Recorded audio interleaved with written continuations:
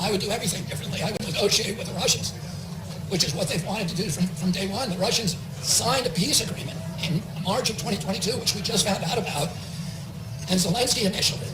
And the Russians were actually withdrawing their troops in March of 2022 and April of 2022.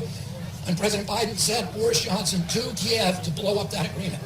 And since then, 135,000 kids, Ukrainian kids, have died, and 50,000 Russian kids. My son went over to Ukraine and fought in the Kharkiv offensive. He was a machine gunner in a special forces unit. And so, I'm deeply concerned with the welfare of the people in Ukraine. I admire their valor.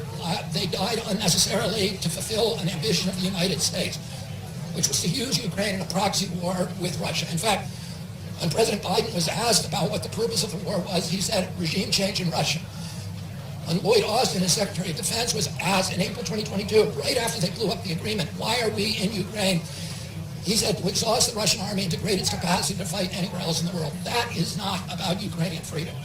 It is about using Ukraine in a proxy war, in a geopolitical dispute between two great powers. Are you saying that it's the United States' fault that Russia invaded Ukraine? No, I'm not.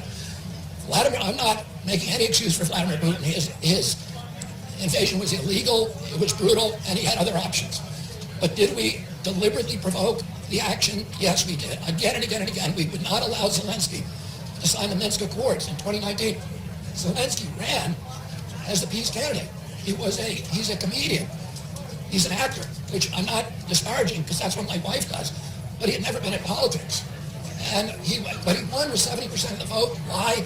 Because he ran promising that he would sign the Minsk Accords, which were already agreed to by Russia, by France, and by Germany. And then the United States, our White House, went over there and we would not let him sign. If we had let him sign, this war would have never happened and all those kids would be alive today.